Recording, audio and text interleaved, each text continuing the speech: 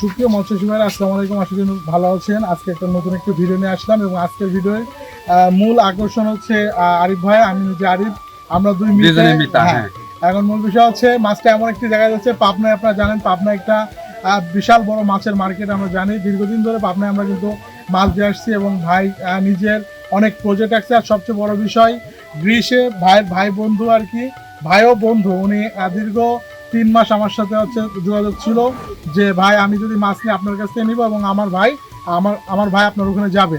তো রীতিমতো ভাই হচ্ছে এর আগে 15 দিন আগে একবার আসছিল এবং 15 দিন পরে উনি মাছের অর্ডার দিয়ে চলে গেছিলো। এখন উনি আবার নতুন করে আসছে এবং এসে আজকে 1 গাড়ি মাছ নিয়ে যাচ্ছে এবং আগামীকাল আর 1 গাড়ি মাছ যাবে। মূলত 2 গাড়ি মাছের অর্ডার দিয়েছে এবং উনি এসে মাছ নিচ্ছে এবং ওনার কোনো সমস্যা হয়েছে কিনা বা মাছের কোনো সমস্যা হয়েছে কিনা সব বিষয় আমি ডাইরেক্ট আরিফ ভাইয়ের মুখ থেকেই শুনবো। ভাই আপনি অবশ্যই দর্শকের উদ্দেশ্যে বলবেন। ইনশাআল্লাহ ভাই, হ্যাঁ আমি অনলাইনে দেখে আমার বড় ভাই আরিফ, আমার নামের নাম মিতা, আমার বাসা পাবনা জেলার আটঘড়ি উপজেলার মাছপাড় ইউনিয়নে। তো আমি অনলাইনে ভাইয়ের সঙ্গে যোগাযোগ করে আমার বন্ধু বড় ভাই সানি শেখ, উনি গ্রিস প্রবাসী, ওনার মাধ্যমে আমি তথ্য নিয়ে যোগাযোগ করে ভাইয়ের সঙ্গে যোগাযোগ হয়। আমি আসি, পরে আসার পরে আমি 15 দিন আগে এসে খোঁজ খবর নিয়ে মাছ দেখে শুনে গেছি। ইনশাআল্লাহ ভালো। ভাইয়ের থেকে আমি হাইব্রিড জাতের 3G রুই সহ কাতলা, সিলভার, মৃগেল, বিভিন্ন ধরনের সাদা মাছ আর কি আমাদের এলাকায় যেগুলো চাষ হয় এগুলা 2 গাড়ি মাছ নিলাম।